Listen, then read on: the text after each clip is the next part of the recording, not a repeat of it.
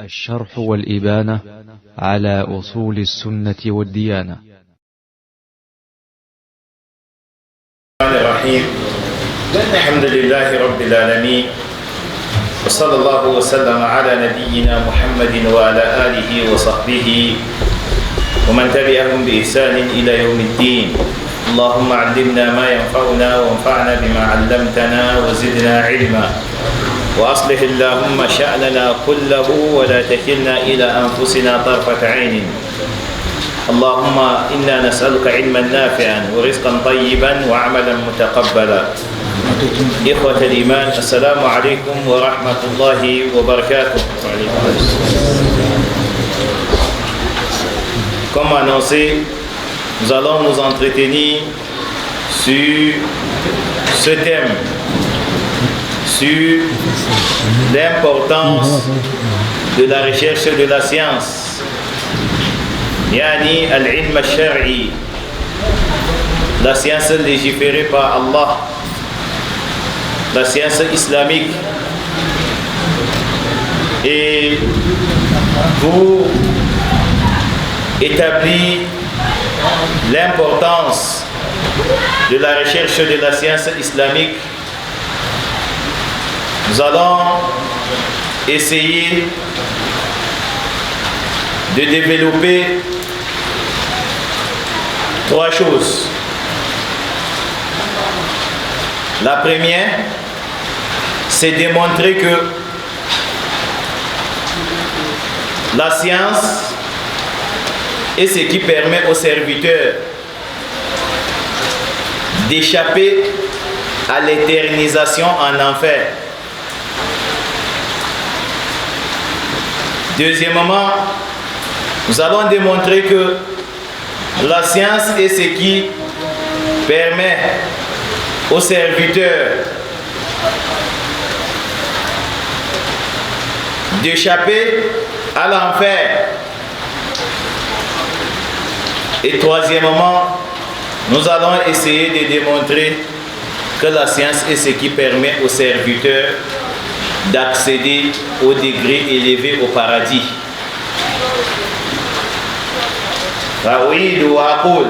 La science est ce qui permet aux serviteurs d'échapper à l'éternisation en enfer.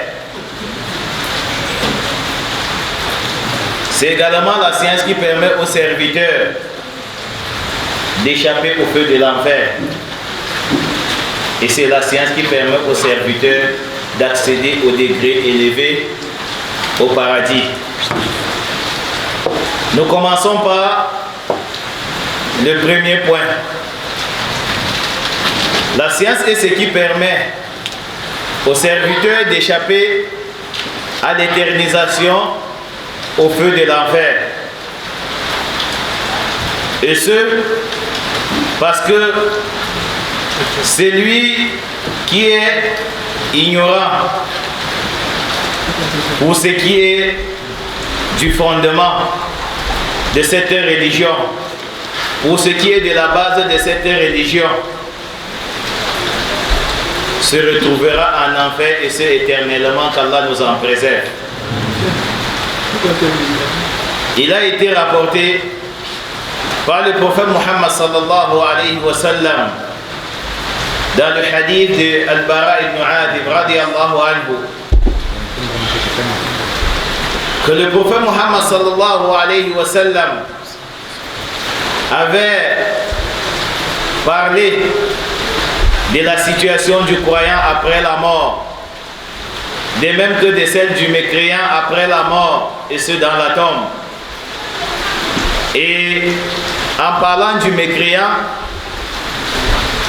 le prophète Muhammad sallallahu alayhi wa sallam a dit que lorsque lui viennent les deux anges et commencent à lui poser les questions, فَيَقُولَانِ لَهُ مَا رَبُّكَ وَمَا دِينُكَ وَمَنْ هَذَا الرَّجُلُ الَّذِي بُعِثَ فِيكُمْ. Qui est ton Seigneur? Et quelle était ta religion? Et qui était cet homme qui avait été envoyé vers vous. فَيَقُولُ ha la adri. Je ne sais pas. سَمِعْتُ النَّاسَ يَقُولُونَ قَوْلًا فَقُلْتُهُ. J'avais entendu les gens dire une parole que j'ai moi-même répétée. Chers frères et sœurs en islam, méditez avec moi sur ce hadith. Le prophète Muhammad sallallahu alayhi wa sallam nous parle là d'une personne qu'il a qualifiée comme étant de mécréant. Ensuite, il nous donne les traits caractéristiques de ce mécréant. Des éléments qui attestent de sa mécréance. Et qu'est-ce qu'il a indiqué comme le premier trait caractérisant ce mécréant? C'est dans sa réponse. Qala ha la adri. Je ne sais pas. Qu'est-ce qu'il ne sait pas? Il ne sait pas qui est son Seigneur. Il ne sait pas quelle est la religion de l'islam. Et il ne sait pas qui est cet homme qui a été envoyé par Allah subhanahu wa ta'ala comme miséricorde pour l'humanité tout entière. Ça veut dire que l'ignorance dans la religion fait partie des traits caractéristiques des mécréants. Et que l'ignorance est une branche de la mécréance. C'est pour ça que la religion de l'islam, c'est la religion de la science. Fal-jahl min shu'abi madha al-kufr. L'ignorance fait partie des branches de la mécréance. Et c'est pour ça qu'il n'est pas intéressant qu'un croyant, qu'un musulman soit ignorant pour ce qui est de sa religion. C'est pour ça qu'il est extrêmement dangereux qu'un serviteur se maintienne dans l'ignorance. Parce que c'est là un trait caractéristique des mécréants. Et vous êtes sans ignorer que les mécréants seront éternels en enfer. قال الله تعالى إن الذين كفروا من أهل الكتاب والمشركين في نار جهنم خالدين فيها أبدا أولئك هم شر البرية. Certes, ceux qui ont mécru parmi les gens du livre wal mushrikin, de même que les idolâtres, les associateurs, inna alladhina kafaru min ahli al-kitab wal mushrikin fi nar jahannam, ils seront dans le feu de l'enfer, khalidina fiha abada, et ils y demeureront éternellement. Ça veut dire que l'ignorance entretient la mécréance et la mécréance conduit en enfer, et c'est éternellement qu'Allah nous en préserve. Donc, si le serviteur est ignorant dans sa religion, et si son ignorance touche le premier pilier de l'islam, la base de cette religion qui est l'unicité d'Allah, al-Tawhid, ça veut dire que ce serviteur est un mécréant. Celui qui est ignorant dans le Tawhid est un mécréant. C'est pour ça que on ne peut être mouahid que si on a appris. On ne peut être mouahid au sens des tests de la charia que si on a étudié. قال الله تعالى فاعلم أنه لا إله إلا الله واستغفر لذنبك. Apprends et sache qu'il n'y a point de divinité digne d'être adorée. Ça veut dire qu'on ne peut connaître le tawhid que si on apprend. Parce que islamiquement, on accède à la science que par le biais de l'apprentissage. قال رسول الله صلى الله عليه وسلم إنما العلم بالتعلم وقد قلنا مرارا وتكرارا إنما أداة حصر. إنما c'est un style en arabe qui marque la restriction. Quand le prophète Muhammad sallallahu alayhi wa sallam dit innamal ilmu bitta'allumi, ça veut dire qu'on ne peut accéder à la science, à une connaissance, que par le biais de la recherche de la science, que par le biais de l'apprentissage.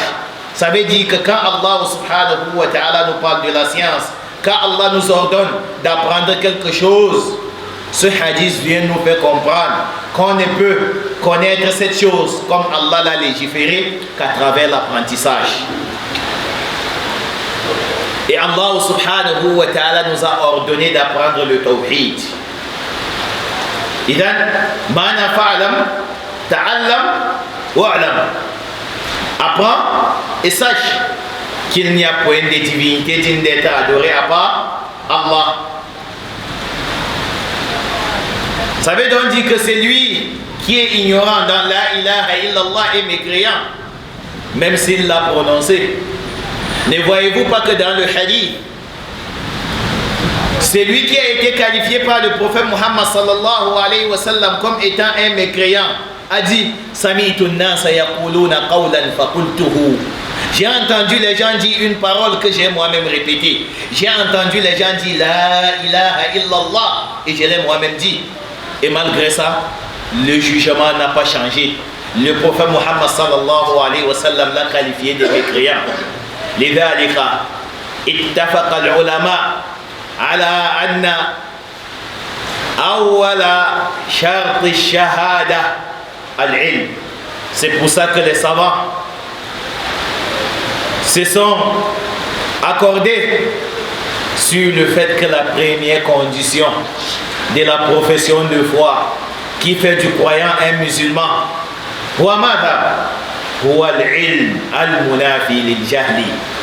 c'est la science qui renie, qui rejette l'ignorance. Celui qui est ignorant de la ilaha illallah est un mécréant, même s'il chante la ilaha illallah. Et on ne peut concrétiser toutes les autres conditions de la ilaha illallah que si on a la première condition. Parce que si vous méditez sur toutes les autres conditions, vous allez voir que ces conditions en réalité ne sont que les conséquences de la première condition.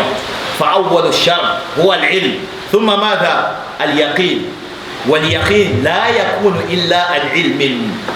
On ne peut atteindre le degré de la certitude que par le biais de la science. C'est-à-dire qu'on ne peut pas être sûr d'une chose qu'on ignore. Allez, c'est kadhalik. On ne peut pas être sûr d'une chose qu'on ignore. Ça veut dire que tant que tu n'apprends pas à connaître qui est Allah subhanahu wa ta'ala, tu ne pourras pas être sûr pour ce qui est d'Allah subhanahu wa ta'ala. Tu ne pourras pas atteindre le degré de la certitude. Et comme vous le savez, la condition, comme عرفه علماء الأصول الشرط هو ما يلزم من عدمه العدم لذاته ولا يلزم من وجوده الوجود لذاته. Quand on parle de conditions, c'est ce dont l'absence implique automatiquement l'invalidation, la non-existence. Quand on dit que pour construire une mosquée, la condition, c'est qu'il faut posséder un terrain. Il faut au préalable avoir un terrain pour pouvoir construire une mosquée.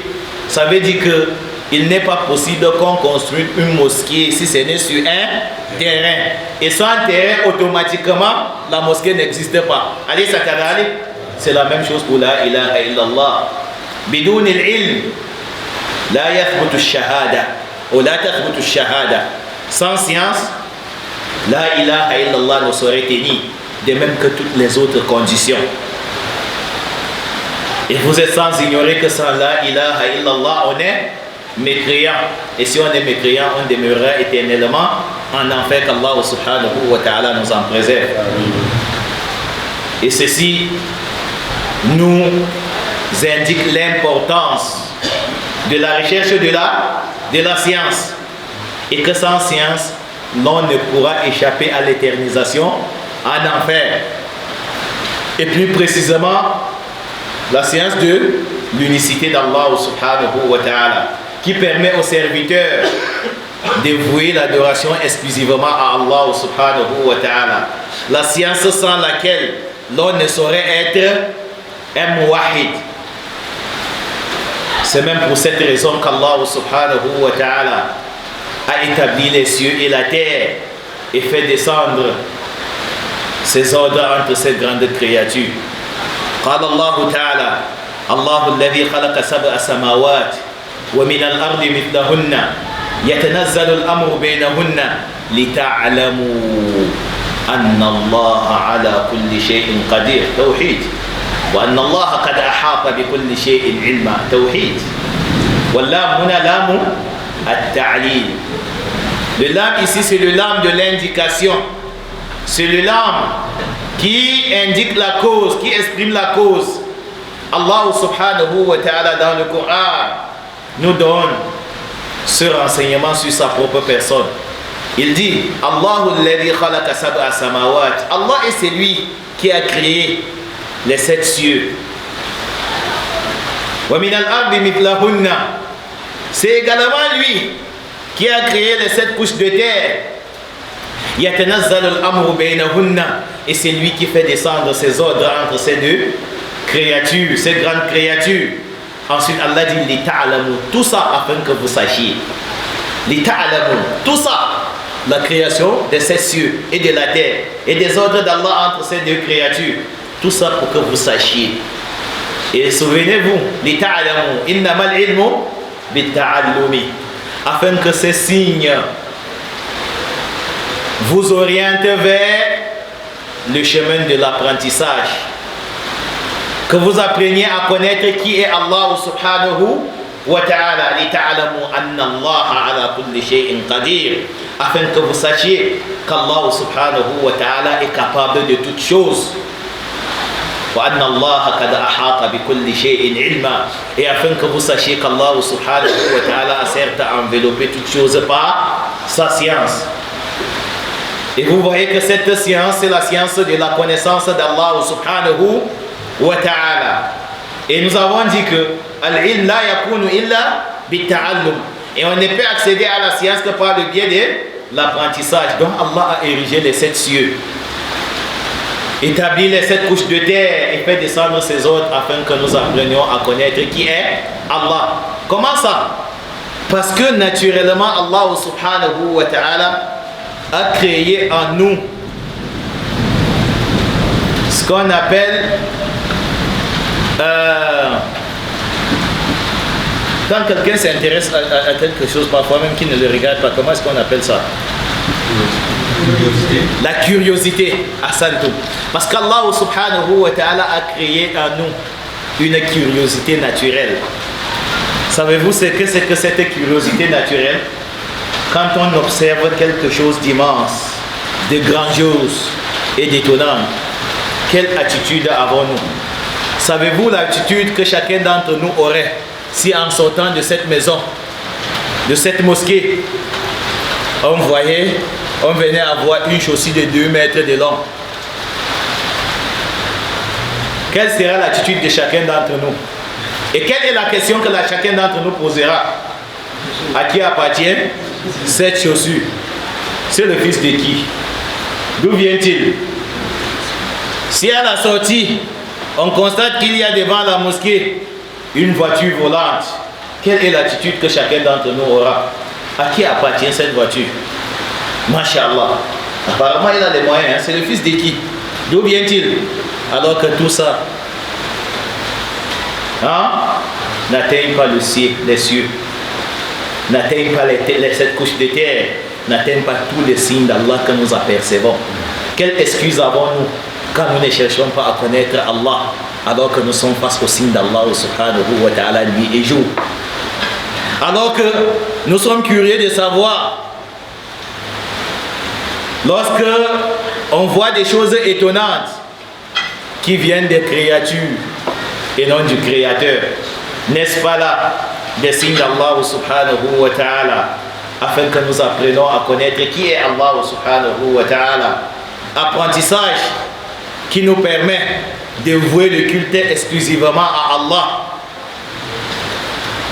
Et la concrétisation de l'unicité d'Allah fait de l'être un croyant, ce qui lui permet d'échapper à l'éternisation au feu de l'enfer.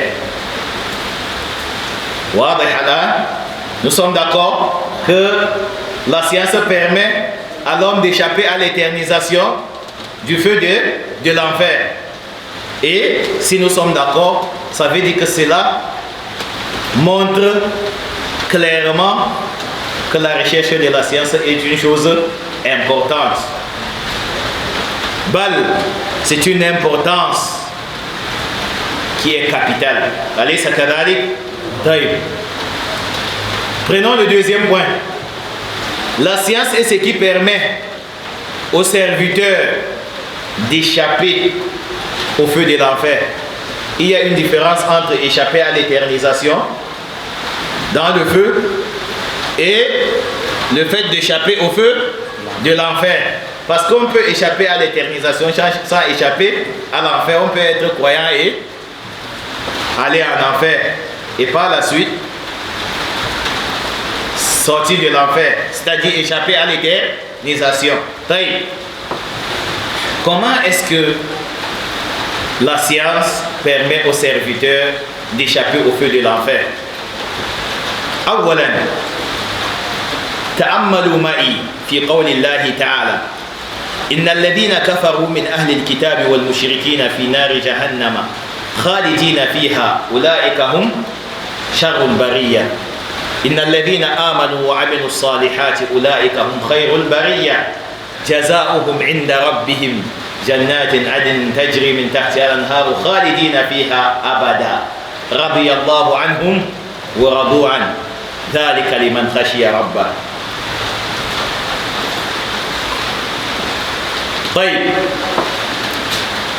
Dans ces versets, Allah subhanahu wa ta'ala a parlé des deux grandes catégories de serviteurs. Il a parlé de la catégorie des mécréants qui demeureront éternellement en enfer, en disant, certes, ceux qui ont mécru, parmi les gens du livre et les idolâtres, Finari Jahannam, subhanallah, quand quelqu'un tombe dans la mécréance, c'est comme s'il était déjà entré dans l'enfer. Allah dit Inna alladhina kafaru min ahli al-kitab wal mushrikin fi nari jahannam. Ceux qui ont mécru parmi les gens du livre, de même que les idolâtres, sont dans le feu de l'enfer. C'est comme si à partir du moment où ils sont tombés dans de mécréance, ils étaient déjà dans le feu de l'enfer. Fi nari jahannam, ils sont dans le feu de l'enfer. Khalidina fiha abada, et ils y demeureront éternellement. Ulaika hum sharrul bariya, ceux-là sont les pires créatures. Ensuite, Allah subhanahu wa ta'ala a parlé de la deuxième catégorie en disant Innal ladhina amanu wa amilu salihat. Certes, ceux qui ont cru et font des bonnes œuvres, Ulaika hum khairul bariya, ceux-là sont les meilleures créatures. Jaza'uhum inda rabbihim, leur récompense auprès de leur Seigneur, jannatin, ce sont des jardins, tajri min tahtiha al-anhar, sous lesquels couleront des ruisseaux, khalidina fiha, et ils y demeureront éternellement. Radiyallahu anhum wa radu an. Allah les a agréés et ils ont agréé Allah. Marquons d'abord une pause ici. Ne voyez-vous pas que dans ces versets, Allah subhanahu wa ta'ala n'a indiqué comme seule récompense de cette catégorie que des jardins sous lesquels couleront des ruisseaux? Est-ce que dans le feu de l'enfer, il existe des jardins sous lesquels couleront des ruisseaux?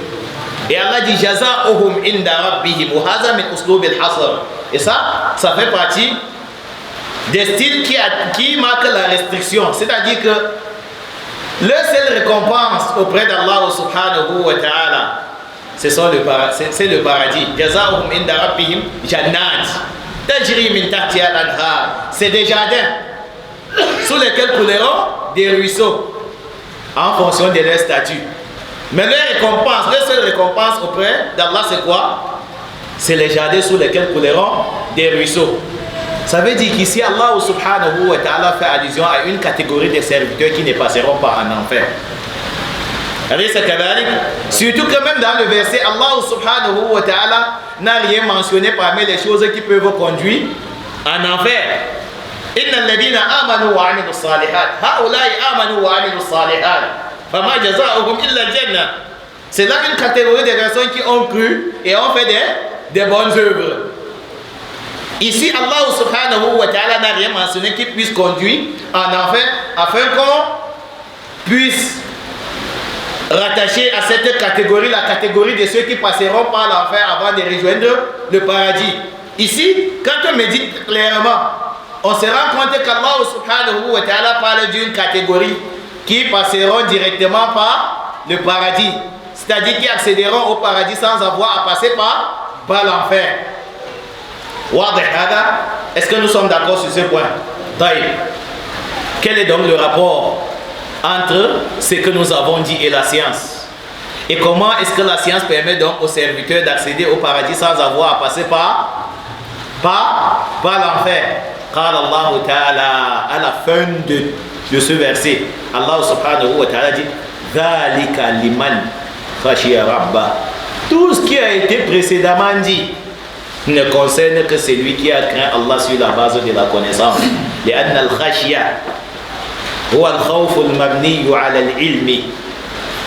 Parce que al-khashia, c'est une peur bâtie sur la connaissance, sur la science.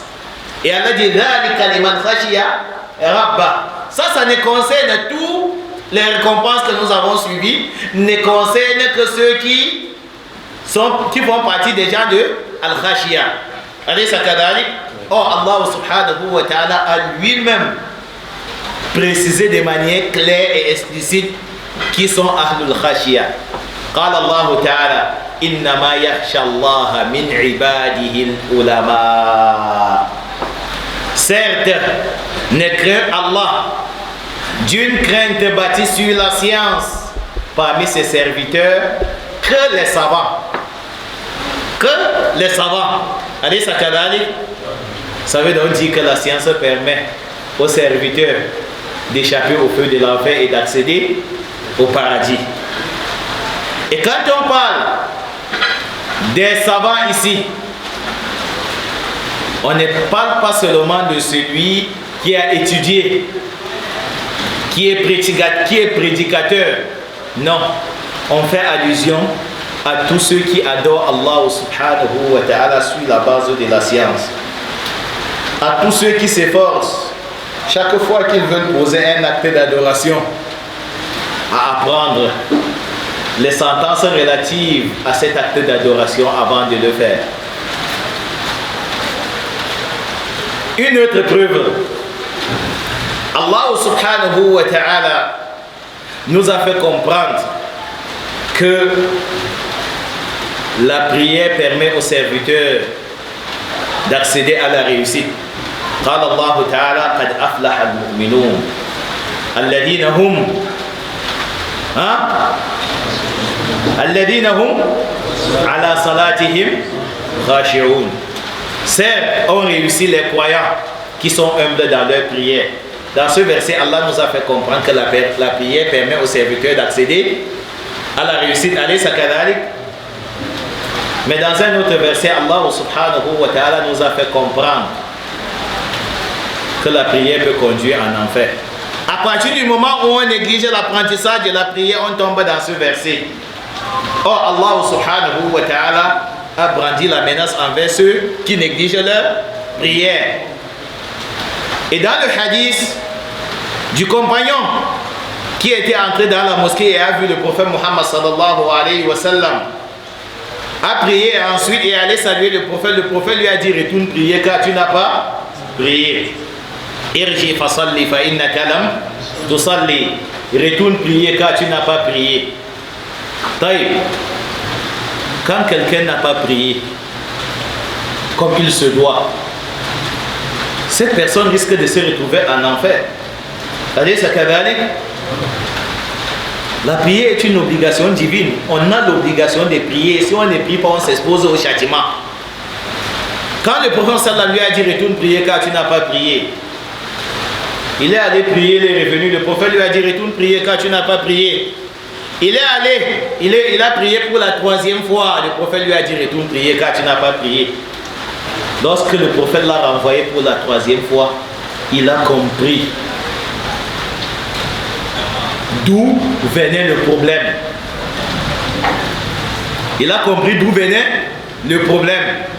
Il a dit: Ya Rasulallah, walladhi ba'athaka bil haqqi la uhsinu ghayraha fa'allimni al-ilm fa'allimni.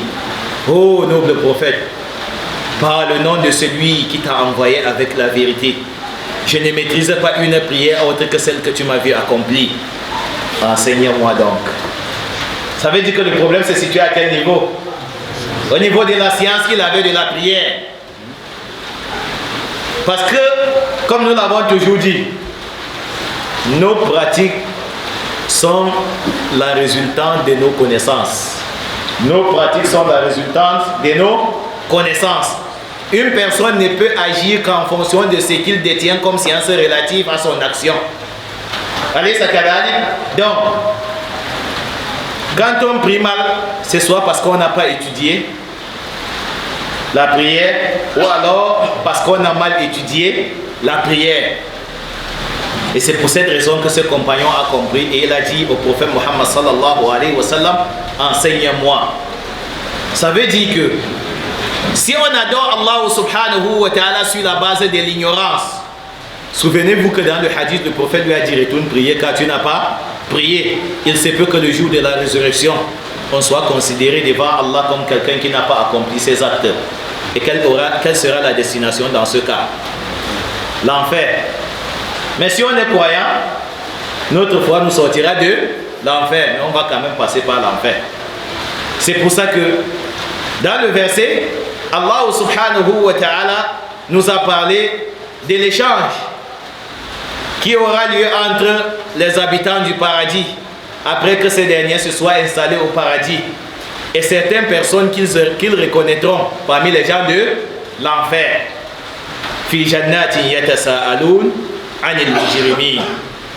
Lorsqu'ils seront installés au paradis, ils se demanderont les uns les autres, ils s'interrogeront les uns les autres par rapport aux criminels. Ensuite, ils se tourneront vers ces criminels et les interrogeront. Ma salakakum fi saqar. Qu'est-ce qui vous a propulsé dans le feu de l'enfer? Et quelle sera leur réponse? Qalu lam naku minal musallin wa lam naku nut'imul miskin wa kunna nakhudu ma'al khaidin hatta atana al-yaqin. Ils ont dit, en guise de réponse, la question c'est quoi? Qu'est-ce qui vous a précipité dans le feu de l'enfer? Et ils répondront: nous ne faisions pas partie de ceux qui priaient. Taïb, savez-vous qu'islamiquement, celui qui ne prie pas est un mécréant? Allez, ça kadali. Celui qui ne prie pas est un mécréant. Qala Rasulullah sallallahu alayhi wa sallam: al-ahdu alladhi baynana wa baynahum as-salah, faman tarakaha faqad kafara. La barrière qui existe entre nous et les gens de l'autre côté, c'est la prière. Quiconque la délaisse aura mécru. Or, le croyant sur terre sait déjà que le mécréant sera en enfer. Donc, ici, les croyants n'interrogent pas ceux qu'ils ont connus sur terre comme les mécréants. Parce que sur terre, le croyant sait que le mécréant sera où? En enfer. Donc, il n'est pas normal qu'on se dise ici qu'ils interrogeront les mécréants. Mais ils interrogeront les gens qu'ils voyaient poser des actes qui relèvent de la foi, qui d'après eux font des croyants, qui devraient se retrouver au paradis. C'est pour ça que ça a intrigué les gens du paradis. Et ils ont même fini par interroger ces derniers. Vous là, qu'est-ce qui vous a précipité dans le feu de l'enfer? Parce qu'ils ne les reconnaissent pas parmi les mécréants. Allez, Sakadali, et écoutez leurs réponses. Et rappelez-vous du hadith. Ils ont dit, on ne faisait pas partie de ceux qui priaient. Est-ce que ça veut dire qu'ils ne faisaient pas les ablutions et priaient avec les musulmans? Non. Souvenez-vous que dans le hadith, le prophète a dit à quelqu'un, retourne prier car tu n'as pas prié. Alors qu'il avait prié. Je ne sais pas si on a compris. Alors qu'il avait prié. Et vous comprenez pourquoi Allah subhanahu wa ta'ala a dit وَنَزَّلْنَا إِلَيْكَ الذِّكْرَ لِتُبَيِّنَ لِلنَّاسِ مَا نُزِّلَ إِلَيْهِمْ. Nous avons fait descendre sur toi le Coran, la Sunna, afin que tu édifies les gens par rapport à ce que nous avons révélé, par rapport au Coran. Regardez comment la Sunna nous permet de bien comprendre le Coran. Il ne suffit pas seulement de faire les ablutions et de prier pour faire partie de ceux qui se sont acquittés de cette obligation, comme Allah l'a légiféré. C'est pour ça qu'à aucun endroit dans le Coran, Allah subhanahu wa ta'ala nous a ordonné de prier. Allah nous ordonne d'accomplir la prière. Iqamatus salat. Allah nous ordonne d'accomplir la prière. Si tu pries sans accomplir la prière, tu ne fais pas partie de ceux qui ont prié. Et par conséquent, tu peux te retrouver en enfer. Nous sommes d'accord à ce niveau. Maintenant, dans le hadith, qu'est-ce qui a fait problème? Qu'est-ce qui a fait que c'est? Qu'est-ce qui était à l'origine du problème que ce compagnon a eu dans sa prière? Ajibou, le manque de science. Al-Jahal, Adam al-Ilm. Qala ya Rasulallah la uhsinu ghayraha fa'allimni. Donc il n'y avait pas la science, il n'y avait pas le ilm. Donc il faut le ilm pour qu'on soit à l'abri du feu de l'enfer. La science nous permet d'échapper au feu de l'enfer et d'accéder au paradis sans avoir à passer par l'enfer. Billahi alaykum. Ala yadullu hadha ala ahammiyatil ilm. Est-ce que cela ne nous indique pas clairement l'importance de la recherche de la science? Donc, les savants auxquels Allah subhanahu wa ta'ala fait allusion dans le verset, c'est tous ceux qui cherchaient à connaître les sentences relatives à un acte d'adoration avant de poser l'acte, qui cherchent à savoir comment est-ce qu'Allah subhanahu wa ta'ala a légiféré un acte et comment est-ce que le prophète Muhammad sallallahu alayhi wa sallam l'a enseigné avant d'accomplir l'acte, même s'ils n'atteignent pas le degré des savants qui sont au devant de la scène. À partir du moment où ils cherchent à connaître ce qu'on se doit de savoir avant d'adorer Allah, pour pouvoir adorer Allah comme il se doit, ils font partie de qui? Des savants. Wa min ahli al-khashiyah, qui accéderont au paradis sans avoir à passer par l'enfer. Troisièmement, la science est ce qui permet aux serviteurs d'accéder au degré élevé dans le paradis. قال الله تعالى يا أيها الذين آمنوا إذا قيل لكم تفسحوا في المجالس فافسحوا يفسح الله لكم وإذا قيل انشزوا فانشزوا يرفع الله الذين آمنوا منكم والذين أوتوا العلم درجات. Allah subhanahu wa ta'ala dit: oh, vous qui avez cru, lorsqu'on vous demande de faire place dans une assise, faites place. Yafsahillahu lakum, et Allah subhanahu wa ta'ala vous fera une place où? au paradis. Et lorsqu'on vous demande de vous lever en cas de besoin, faites-le. Allah subhanahu wa ta'ala élève ceux qui ont cru, ainsi que ceux à qui il a donné la science, degré par degré. Degré par degré. Taïb. Regardez. Yarfa illahu alladhina amanu minkum walladhina utul ilma darajat. Ici, Allah subhanahu wa ta'ala a divisé les gens en deux catégories. Lorsqu'il a parlé de croyants, il a dit qu'il les élève. Yarfa illahu alladhina amanu walladhina utul ilma darajat. Allah élève ceux qui ont cru. Ça veut dire que par ce verset, Allah subhanahu wa ta'ala a élevé ceux qui ont cru au paradis. Maintenant, qu'est-ce qui définira leur degré dans le paradis? Hein? Ajibou al-ilm, darajat. C'est la science qui permet de déterminer le degré du croyant au paradis. Ça veut dire que la science permet aux serviteurs d'accéder au degré élevé. Et ça veut dire que le serviteur qui apprend la ilaha illallah, par la suite, cherche à avoir la science requise pour tout acte d'adoration. Ensuite, cherche à faire partie du nombre de ceux qu'Allah subhanahu wa ta'ala, ceux à qui Allah a donné la science, accédera au paradis sans avoir à passer par le feu de l'enfer, échappera à l'éternisation en enfer, accédera au paradis sans avoir à passer par l'enfer et accédera au degré élevé dans le paradis. وهذا يدل على ماذا؟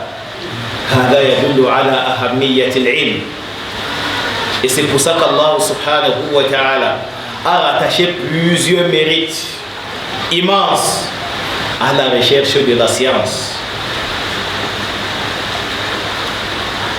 قال رسول الله صلى الله عليه وسلم من يرد الله به خيرا يفقهه في الدين. C'est lui pour qui Allah subhanahu wa ta'ala veut le bien. Allah lui facilite la compréhension. Allah lui accorde la compréhension de la religion. Taïb. Est-ce que cela veut dire que c'est Allah subhanahu wa ta'ala qui choisit, et que si Allah n'a pas choisi quelqu'un, il ne doit pas étudier? Est-ce qu'on doit comprendre le hadith comme ça? Là, ça c'est une compréhension erronée. Quand le prophète Muhammad sallallahu alayhi wa sallam nous fait comprendre que lorsqu'Allah veut le bien pour un serviteur, Allah lui fasse comprendre cette religion. Allah subhanahu wa ta'ala lui octroie la connaissance dans la religion. C'est pour qu'on agisse comment par la suite. Quand Allah veut le bien pour quelqu'un, il lui accorde la bonne compréhension de la religion. Il lui donne la science. Maintenant, on sait que quand quelqu'un se bat pour Allah, Allah fait comment? Allah le guide. Ça veut dire que tu ne dois pas rester et croiser les bras et attendre que la science vienne te trouver pour savoir si Allah veut le bien pour toi. Vous comprenez ce que je veux dire? C'est pas parce que Allah subhanahu wa ta'ala, lorsqu'il veut le bien pour une personne, il lui accorde la science, que toi tu ne dois pas chercher la science en prétendant qu'Allah n'a pas voulu le bien pour toi. Non, au contraire, tu dois savoir que lorsque quelqu'un déploie l'effort sur le sentier d'Allah, Allah le guide. Donc si tu cherches la science, Allah va vouloir le bien pour toi et il va t'accorder la science. وَالَّذِينَ جَاهَدُوا فِينَا لَنَهْدِيَنَّهُمْ سُبُلَنَا. Quand on fait des causes, Allah subhanahu wa ta'ala accorde l'accommodement. Allah subhanahu wa ta'ala accorde le succès. Allah soutient le serviteur. Ça veut dire qu'en réalité, c'est un hadith qui devrait être une source de motivation pour tout croyant. Parce que chacun se doit d'aspirer à ce degré. Chacun d'entre nous se doit de nourrir l'envie de faire partie de cette catégorie de personnes, ceux pour qui Allah a voulu le bien. Or, pour faire partie de cette catégorie de personnes, il faut prendre la voie de la recherche de la science. Et c'est pour ça que lorsqu'on prend la voie de la recherche de la science délivérée par Allah, le simple fait qu'on ait emprunté cette voie, Allah nous facilite par cela quoi? L'accès au paradis. قال رسول الله صلى الله عليه وسلم من سلك طريقا يلتمس فيه علما سهل الله له به طريقا إلى الجنة.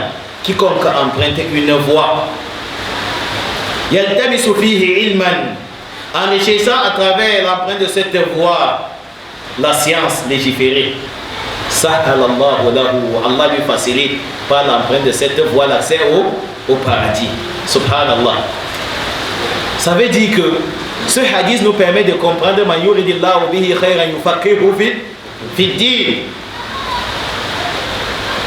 Pour que tu accèdes à ce degré, il faut que tu empruntes le chemin de la recherche de la science.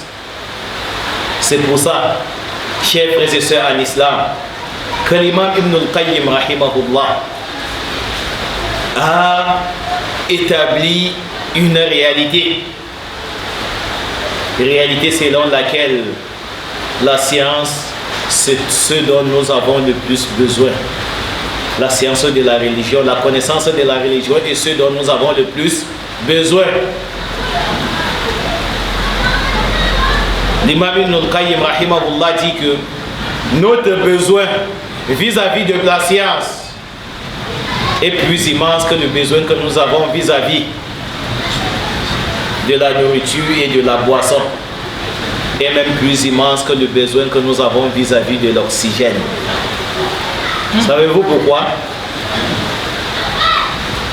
Parce que la pire des choses qui puissent arriver à quelqu'un qui n'a pas mangé, c'est quoi? La famine. Et la pire des choses qui puissent arriver à quelqu'un qui n'a pas bu l'eau, c'est quoi? La soif.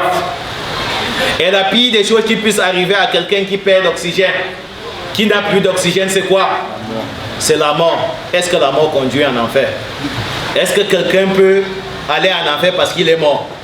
Est-ce que quelqu'un peut aller en enfer parce qu'il n'a pas mangé? Est-ce que quelqu'un peut aller en enfer parce qu'il n'a pas bu l'eau? Non? Adjibou. Est-ce que quelqu'un peut aller en enfer parce qu'il est ignorant? Ajibou.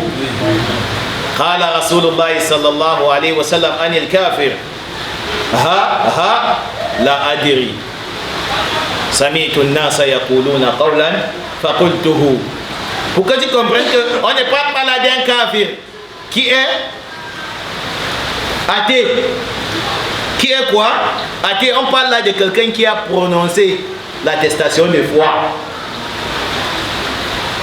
qui a entendu les gens dire une parole et qui l'a répété, la ilaha illallah, qui a même vu des gens accomplir des actes d'adoration et qui l'a accompli aussi, mais seulement sur la base de l'ignorance. Sur la base de l'ignorance. Ça veut dire que l'ignorance peut conduire en enfer. Et la science peut délivrer de l'enfer. C'est pour ça que le besoin que nous avons vis-à-vis de la science est au-dessus du besoin que nous avons vis-à-vis de la nourriture, de la boisson et de l'oxygène.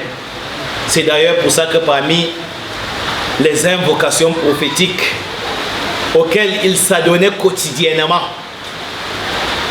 Allahumma inni as'aluka ilman nafi'a wa rizqan tayyiban wa amalan mutaqabbala. Fakana yabda'u bimada bil-ilm. Parmi les invocations prophétiques auxquelles il s'adonnait quotidiennement, matin et soir, il priait qu'Allah subhanahu wa ta'ala lui accorde une science utile.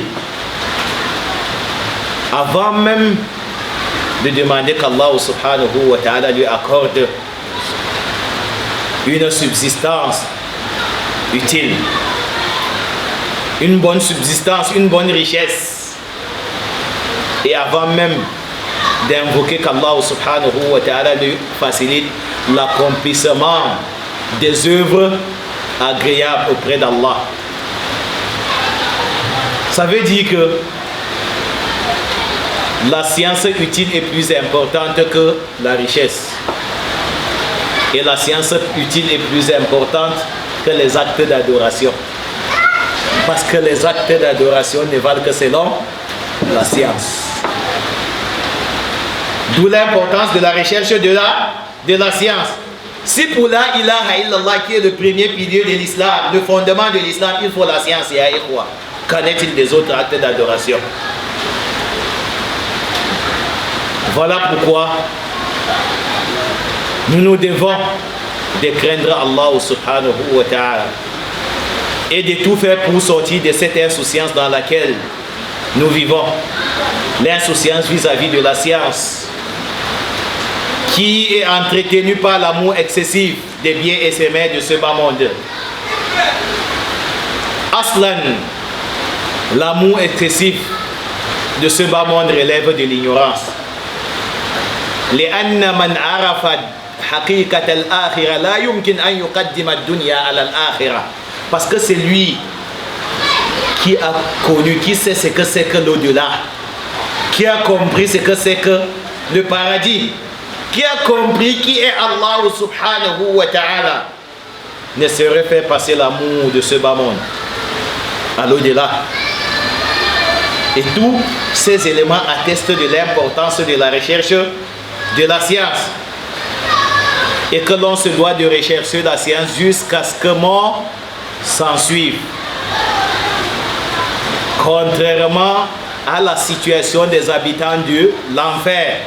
قال وكنا نخوض مع الخائضين حتى أتانا اليقين. تعرفون الخوض مع الخائضين؟ Et on bavardait avec les gens qui bavardent, qui parlent de tout et de rien, sauf de ce pourquoi ils devraient parler. Nous on parlait avec eux et on s'est lancé dans les débats et on s'est déversé dans le badage. Hatta atana al-yaqin, jusqu'à ce que la mort nous parvienne. Ils sont morts dans l'ignorance, dans l'insouciance, qui est entretenue par le bavardage inutile. C'est pour ça que parmi les choses qu'Allah déteste pour le croyant, al-qil wal-qal. Al-qil wal-qal, comme cela a été rapporté dans le hadith authentique. Inna Allah yarda lakum thalathan wa yakrahu lakum thalathan. Et parmi les choses qu'il déteste, c'est quoi? Qil wal-qal, qil wal-qal, wa kathratu al-kalam. Subhanallah. Qil wal-qal wa kathratu al-kalam. Haza al-khawd ma al-kha'irin. C'est le fait de dire on a dit, il a dit. Passer tout son temps à dire on a dit, il a dit. Wa kathratu al-kalam, et de trop parler. Parce que quelqu'un qui a pris connaissance de l'importance de la recherche de la science n'a plus le temps à perdre. Et j'espère que c'est ce qui se passera dans nos vies à compter d'aujourd'hui. Si on a compris ce que c'est que la science et le besoin que nous avons vis-à-vis de la science. J'espère qu'on ne sera plus préoccupé par on a dit, ils ont dit. Kathratul kalam, le fait de trop parler. Prenons ce temps et lançons-nous dans la recherche de la science. Cela nous sera utile. Voilà en quelques points, chers frères et sœurs en islam, des éléments qui attestent de l'importance de la recherche de la science. Mais avant de finir, j'aimerais rappeler deux éléments relatifs à ce thème, l'importance de la recherche de la science. Ce n'est pas parce qu'on a pris connaissance de l'importance de la recherche de la science qu'on doit apprendre chez n'importe qui. Puisque l'apprentissage, c'est l'adoration. Et on adore Allah tel qu'il l'a légiféré. On n'apprend pas chez n'importe qui. On apprend chez ceux vers qui Allah nous a orientés dans le Coran. قال الله تعالى فاسألوا أهل الذكر إن كنتم لا تعلمون.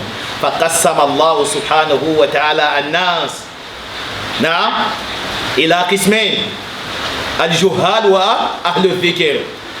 Allah a divisé les gens dans ce verset en deux grandes catégories. La catégorie des gens de science et la catégorie des ignorants. Et les gens de science ont l'obligation d'enseigner les ignorants. Et les ignorants ont l'obligation d'apprendre, d'étudier chez les gens de science. Et rien que. Si tu vas étudier de quelqu'un qui n'est pas connu chez les gens de science, qui n'a pas une identité intellectuelle établie dans le domaine de la science religieuse, tu as désobéi à Allah. Parce que, contrairement à ce qu'Allah t'a ordonné, tu as fait autre chose. Il a dit fas'alu ahla al-dhikr, c'est une obligation divine. Que tu ne te tournes que vers les hommes de science. Et que tu n'interroges que ces derniers. Et ça veut dire qu'il est strictement interdit d'étudier chez quelqu'un qui n'a pas une identité intellectuelle établie, même si c'est un homme de science. اتفق العلماء على هذا لا يتلقى العلم من مجهول الحال. Il n'est pas permis islamiquement d'étudier chez quelqu'un dont l'identité intellectuelle n'est pas établie, même s'il a une identité intellectuelle établie. Je ne sais pas si on a compris. C'est-à-dire que Allah a dit fas'alu ahla dhikr. Donc avant d'étudier chez quelqu'un, tu as l'obligation d'être sûr que cette personne a étudié. Il fait partie de ahla dhikr. Et que si tu étudies chez quelqu'un, alors qu'il n'a pas une identité intellectuelle établie auprès de ta personne, c'est-à-dire que tu n'as pas la preuve que cette personne a étudié, qu'il est connu auprès des gens de science, même si c'est un homme de science, tu as commis un péché en islam. Parce que islamiquement, ce n'est pas la fin qui justifie les moyens. Ce n'est pas la fin qui justifie les moyens, mais c'est la voie empruntée qui permet d'atteindre l'objectif fixé par Allah. C'est la voie légiférée qui permet d'atteindre l'objectif fixé par Allah subhanahu wa ta'ala. C'est pour ça que chez les gens de la sunna, tout chemin n'est même pas à Rome. Tout chemin n'est même pas à Rome. Hazi qa'ida ikhwaniyya. Ça c'est chez les ikhwan. Mais les ahl sunna suivent les instructions d'Allah subhanahu wa ta'ala relatives aux pratiques religieuses. Et pour ce qui est de cette pratique religieuse, Allah nous a orientés vers une catégorie de personnes bien précises, les gens de science. Ça veut dire que nous avons l'obligation de nous rassurer de l'identité intellectuelle de ceux vers qui nous allons étudier. Et c'est pour ça que les pieux prédécesseurs disaient, en l'occurrence l'imam Abdullah ibn Mubarak, al-isnadu min ad-din, walawla al-isnadu laqala man sha'a ma sha'a. La chaîne de transmission, la vérification de la chaîne de transmission, la vérification de l'identité intellectuelle de celui qui transmet, qui parle en religion, fait partie de la religion. Ni eu cela, n'importe qui allait dire n'importe quoi, alors qu'islamiquement il n'est pas permis de dire n'importe quoi. Islamiquement il n'est permis de dire que c'est qu'Allah subhanahu wa ta'ala a dit, c'est que le prophète Muhammad sallallahu alayhi wa sallam a dit, et c'est que les pieux prédécesseurs ont compris de ce qu'ils ont dit. Faqat wala yumkin an yatahaqqaqa dhalika illa iza talaqqa al-insanu al-ilma ala aidi al-ulama al-mawthuqin. Et il n'est pas possible que cela se concrétise si le serviteur ne prend que des savants de la sunna, des personnes qui ont une identité intellectuelle établie, qui sont connues pour avoir étudié. Ça c'est le premier point. Le deuxième point, c'est qu'il y a une catégorie de personnes de qui on ne se doit pas d'étudier. Et je vais profiter pour conclure par cette catégorie de personnes citées par l'imam Malik rahimahullah. قال الإمام مالك رحمه الله لا يؤخذ العلم على أربعة. On ne prend pas la science de 4 personnes, de 4 catégories de personnes.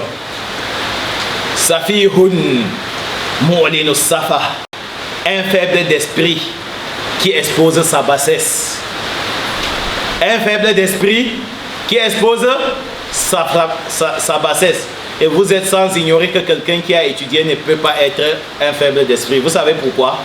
Parce que le Coran, la science islamique, illumine la raison et développe la raison, élève la bassesse de l'esprit. Nous allons certes révéler sur toi une parole lourde. Un esprit faible qui est entretenu par cette parole lourde finit par être fort. Parce que quand on s'accroche au Coran, on finit par devenir fort. Parce que le Coran est comment? Lourd. Et ne peut transporter ce qui est lourd qu'une personne fort. Quelqu'un qui entretient sa raison par le Coran à travers l'apprentissage du Coran ne peut être un faible d'esprit. قال الله تعالى إنا أنزلناه قرآنا عربيا لعلكم تعقلون. Nous l'avons révélé. Nous avons certes révélé le Coran en langue arabe afin que vous raisonniez. Donc le Coran permet aux serviteurs de raisonner comme il se doit, alors que le faible d'esprit ne raisonne pas comme il se doit. C'est pour ça que vous allez voir que tous les faibles d'esprit qui ont inondé la scène de la da'wah à travers les réseaux sociaux ne sont pas connus pour avoir étudié. Suivez mon regard. Tous les faibles d'esprit qui ont inondé le terrain de la da'wah à travers les réseaux sociaux ne sont pas connus pour avoir étudié.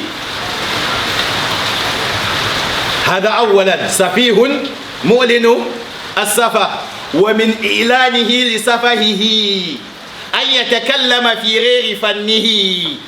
Et parmi les attitudes qui relèvent de l'exposition de sa bassesse, c'est le fait qu'il se prononce dans un domaine qui n'est pas le sien.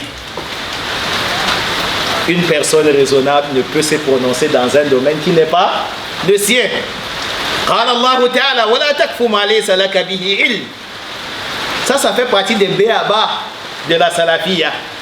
ولا تكف ما ليس لك به علم إن السمع والبصر والفؤاد كل أولئك كان عنه مسؤولا. Ne t'intéresse pas à ce à quoi tu n'as aucune science. Ne t'adonne pas à ce à quoi tu n'as aucune science. Ya akhi, ne te lance pas dans la da'wah quand tu n'as pas la science. Haza ilanu safa. Ça fait partie des attitudes qui les relèvent de l'exposition de sa bassesse. قال الله تعالى قل هذه سبيلي أدعو إلى الله على بصيرة أنا ومن اتبعني. Dis, voici ma voix. J'appelle vers Allah en me basant sur la science, moi et ceux qui me suivent. Ça veut dire que si quelqu'un prétend être un salafi alors qu'il fait la da'wah sans être connu pour avoir étudié, il ne fait pas partie de la salafiyya qui consiste à suivre le prophète Muhammad sallallahu alayhi wa sallam et ses compagnons. Qala ala basiratin ana wa man ittaba'ani. Ceux qui suivent le prophète font la da'wah sur la base de quoi? De la science. Ils doivent être connus pour avoir étudié. S'ils n'ont pas une identité intellectuelle établie, la yajuzu lahum wa iza tasaddaru kana dhalika i'lanan li safahihim. Et s'ils se lancent dans la da'wah et prennent le devant de la scène, alors cela devient une preuve et une exposition claire de leur bassesse, de leur faiblesse dans l'esprit. Et l'imam Malik dit qu'on ne doit pas prendre de ces derniers. Ça c'est la première catégorie. Wa sahibu hawa yad'u ilayhi. Et un innovateur, ashabul ahwa hum ahlul bid'ah. Et un innovateur qui appelle vers son innovation. Et un innovateur qui prétend avoir de la science ne peut ne pas appeler vers son innovation. Donc il n'est pas permis d'étudier chez l'innovateur. En fait, quand on parle de la science islamique, on ne peut jamais la trouver chez les innovateurs. Un innovateur, d'après les tests de la révélation à la compréhension des pieux prédécesseurs, ne peut être un savant. Un innovateur, d'après les tests du Coran et de la Sunna, à la compréhension des pieux prédécesseurs, ne peut être un savant.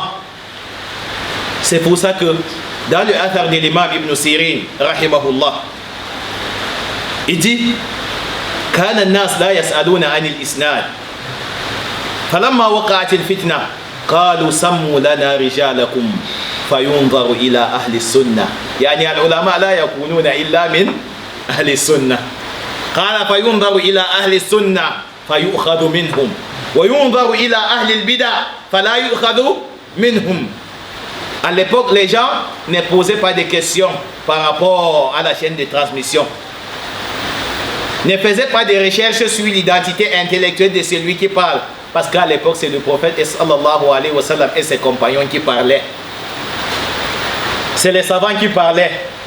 L'islam n'avait pas encore pris ce coup qu'il a pris à travers l'inondation de la scène de la da'wa par les faibles d'esprit et les ignorants, ceux qui ne sont pas connus pour avoir étudié. À l'époque, ça n'existait pas.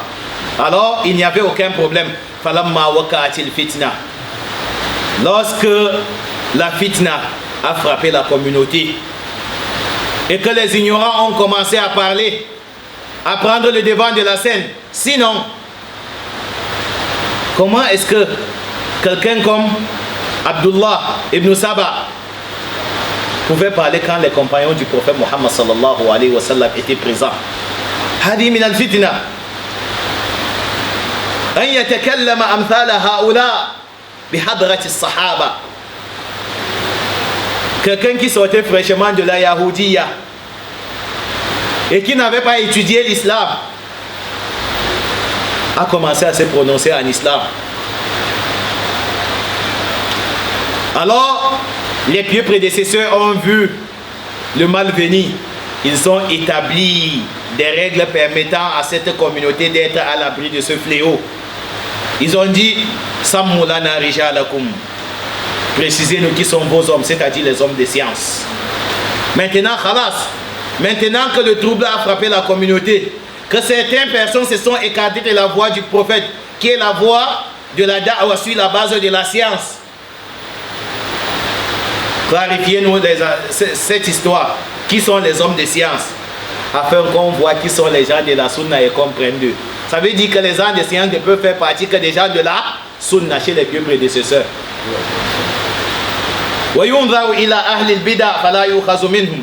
Afin qu'on distingue les gens de l'innovation et qu'on ne prenne pas d'eux. C'est pour ça que l'imam Malik rahimahullah dit qu'on ne prend pas des gens de l'innovation. ورجل معروف بالكذب في أحاديث الناس وإن كان لا يكذب على الرسول صلى الله عليه وسلم وإن كان لا يكذب على الله.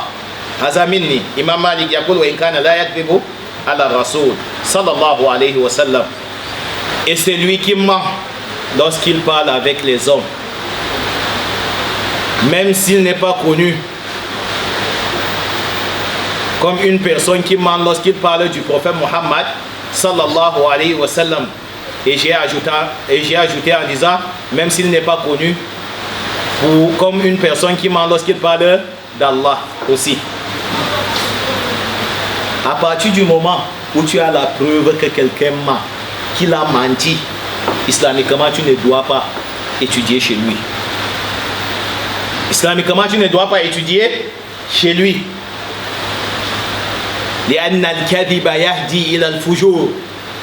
Parce que le mensonge conduit vers les turpitudes. C'est lui qui ment, ça qui va finir dans les turpitudes. Le mensonge conduit vers les turpitudes. وإن الفجور تهدي إلى النار. Et les turpitudes conduisent en enfer. Même si la personne n'a pas menti au nom du prophète Muhammad sallallahu alayhi wa sallam. Vous savez pourquoi? Parce que quand on commence par mentir, faire des petits mensonges, on fera des gros mensonges. C'est pour ça que dans le hadith, le prophète sallam dit وَلَا يَزَالُ رَجُلُ يَكْذِبُ وَيَتَحَرَّى الْكَذِبِ يَكْذِبْ أَوَّلًا ثُمَّ يَتَحَرَّى الْكَذِبِ حَتَّى يُكْتَبَ عِنْدَ اللَّهِ كَذَّابًا. Et l'on ne cesse de mentir, de s'efforcer à mentir. Quand on parle des hommes, est-ce qu'on s'efforce à mentir facilement? Non. Mais quand on veut mentir au nom du prophète, qu'est-ce qu'on fait? On s'efforce à mentir. Il y a quand même un effort parce que c'est quand même le prophète. Allez, ça kadalik. Mais qui va s'efforcer à mentir sur le prophète? C'est celui qui a déjà eu le courage de mentir sur les gens. Alors, comme c'est une porte où on ne doit pas blaguer, on ne doit pas jouer, quand il est établi qu'une personne était un menteur, on ne prend pas de lui. وَرَجُلٌ لَهُ فَضْلٌ وَصَلَاحٌ لَا يَعْرِفُ مَا يُحَدِّثُ بِهِ. Et une personne qui a son mérite dans la communauté, وَلَهُ صَلَاحٌ, qui est même pieuse, mais qui n'a pas une identité intellectuelle établie. Ya akhi, ce n'est pas parce que tu as fait l'effort dans cette da'wa, ce n'est pas parce que tu as fait l'effort dans la construction de la mosquée, que tu as soutenu la da'wa, que tu as ton mot à dire. Abadan. Ce n'est pas comme ça. Haza laysa al-manhaj as-sahih.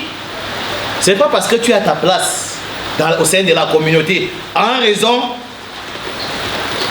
des efforts immenses que tu fournis, que toi aussi tu as ton mot à dire dans la religion. Là, dans cette religion, on ne parle que ceux qui ont étudié, qui ont une identité intellectuelle établie. C'est la religion d'Allah et ce sont les règles établies par Allah.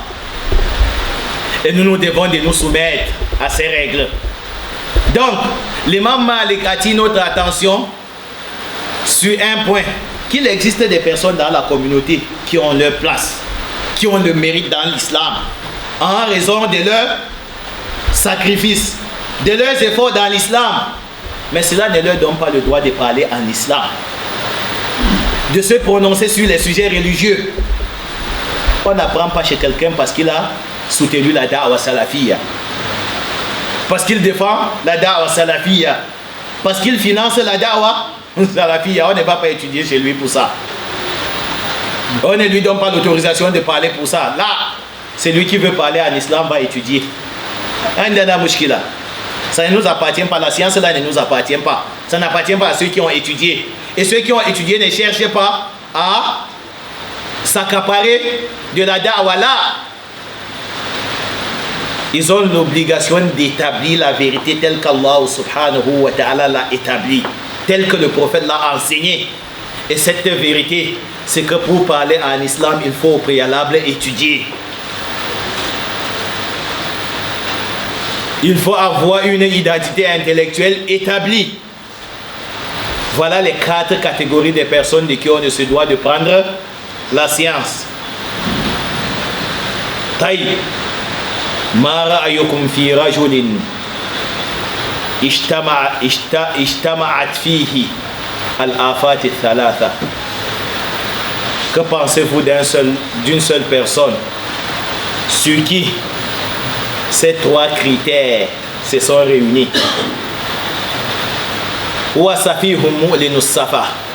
C'est un faible d'esprit qui expose sa faiblesse d'esprit à travers le fait de se prononcer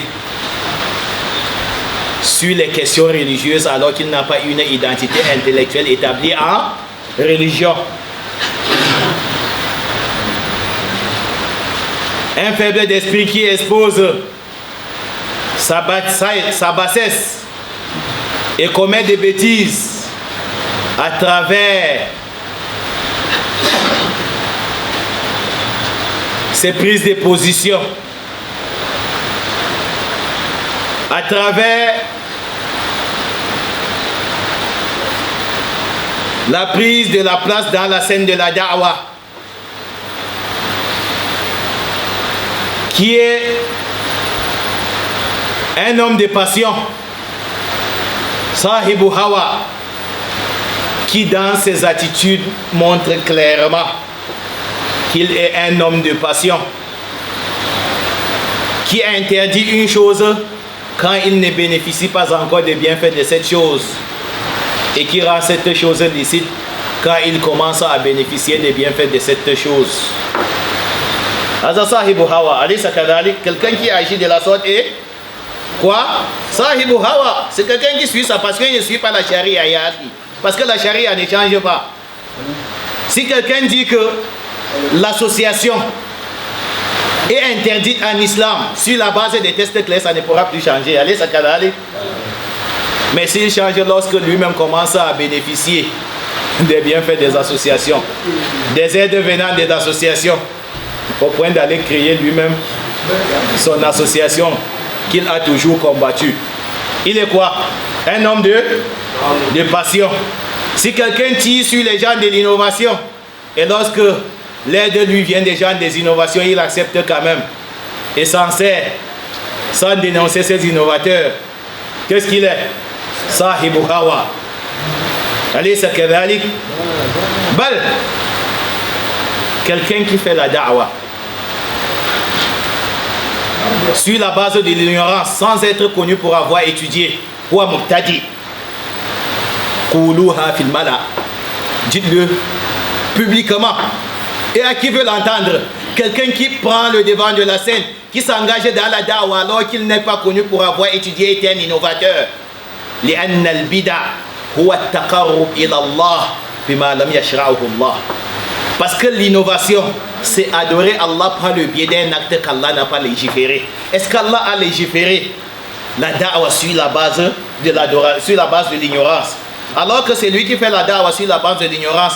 Pour lui, qu'est-ce qu'il fait? Il adore Allah. Idhan huwa mubtadi. C'est pour ça que les tablighs sont les innovateurs. À l'unanimité des savants. Idhan, c'est lui qui fait la da'wa, qui s'est retrouvé au devant de la scène sans être connu pour avoir étudié, qui n'a pas une identité intellectuelle établie, est un innovateur. C'est lui qui est connu pour être un menteur. Donc, l'établissement de son caractère, de son statut de menteur, ne nécessite pas d'effort parce que ces mensonges ont inondé les réseaux sociaux. Billahi alaykum, que pensez-vous d'une personne sur qui tous ces traits se sont regroupés? Ajibou Dalun Mudil. La yakunu illa dalan mudillan. Une telle personne ne peut être qu'un égaré qui égare les autres. Wa hadha huwa Sayyid Jayu. Hadha huwa Sayyid Jayu. Safihun mu'linu safa. Wa sahibu hawa yad'u ilayhi. Wa kadhabun. Wallahi alladhi la ilaha ghayruh. Et je le dis dans une mosquée. Et je suis responsable de ce que j'ai dit. Et par Allah, c'est ce avec quoi j'adore Allah. C'est comme ça que je le connais. C'est un faible d'esprit qui a exposé sa faiblesse, qui entretient même cette bêtise en profitant des réseaux sociaux. Wallahi alladhi la ilaha ghayruh. C'est un homme de passion. Wallahi alladhi la ilaha ghayruh huwa kadhabun. Il n'est pas seulement un menteur, mais c'est quelqu'un qui exagère dans le mensonge. Il n'est pas seulement menteur, mais il exagère dans le mensonge. Bal wallahi yakdhibu ala al-ulama. Wallahi, il ment même sur les savants. Sami'tuhu bi udnayya hatayn wa huwa yaqul. Je l'ai entendu dire de mes propres oreilles que les savants de l'Arabie Saoudite prient, accomplissent la prière de Eid dans la mosquée en guise d'obéissance au gouvernement ou alors au roi, barakallahu fikum, au dirigeant. Vous savez pourquoi c'est un mensonge? Parce que quand il disait cette parole, il était en train de démontrer que prier dans la mosquée, c'est quoi? Une innovation. Il a donc prétendu que les savants font l'innovation par obéissance au roi. وهذا كذب على العلماء وجهل أليس كذلك؟ لأنه لا يجوز طاعة المخلوق في معصية الخالق والبدع معصية. Parce qu'il n'est pas permis d'obéir à la créature quand cette obéissance relève de la désobéissance à Allah subhanahu wa ta'ala. Allah taroun. Ne voyez-vous pas que quelqu'un qui a passé des années dans la da'wah, des années, ça fait combien d'années qu'il fait son tapage? Plus de 10 ans, allez, ça kadalik? Plus de 20 ans. Plus de 20 ans. Je l'ai connu ici en 2003. Walakin isma'u, regardez comment yu'linu safahahu, comment quelqu'un expose quoi? Hein? Sa bassesse. Jusqu'à nos jours, jusqu'à l'heure où nous parlons, il ne connaît pas encore formulé la khutbatul haja. Il ne connaît pas encore formulé la khutba que le prophète a enseigné comme étant la khutba du besoin. C'est-à-dire que tout musulman se doit de connaître, parce que nous sommes tous des besogneux et nous sommes confrontés aux besoins chaque jour. Et nous avons besoin de cette khutba. Alaysa kadhalik? Bal, dans le hadith, Ibn Mas'ud radiallahu anhu dit, علمنا رسول الله صلى الله عليه وسلم التشهد في الصلاة الخطبة في الصلاة والخطبة في الحاجة. Le prophète sallam nous a enseigné la tashahhud, la khutba dans la prière qui est at-tahiyyatu lillah, et nous a enseigné quoi? Khutbat al-haja. Regardez comment le prophète Muhammad sallallahu alayhi wa sallam a réuni les deux à cause de leur quoi? De leur importance. Ça veut dire que ça fait partie des béaba. Parce que le musulman ne se doit pas d'ignorer. Si quelqu'un en 20 ans ne connaît pas dit at-tahiyyatu lillah ya ikhwa, et qui prend la peine de l'exposer clairement. Je ne sais pas si vous avez compris. Le problème n'est même pas le problème à la base n'est pas situé au niveau de son ignorance. Mais le problème, c'est qu'il expose cette ignorance. Il y a quelqu'un qui pendant 20 ans, qui a prié pendant 20 ans, qui ne peut pas faire at-tahiyyatu lillah, il est pareil à celui qui pendant 20 ans ne peut pas faire la khutbatul haja. Malgré le fait que ces critères se soient réunis sur l'homme, il y a quand même des personnes qui le suivent.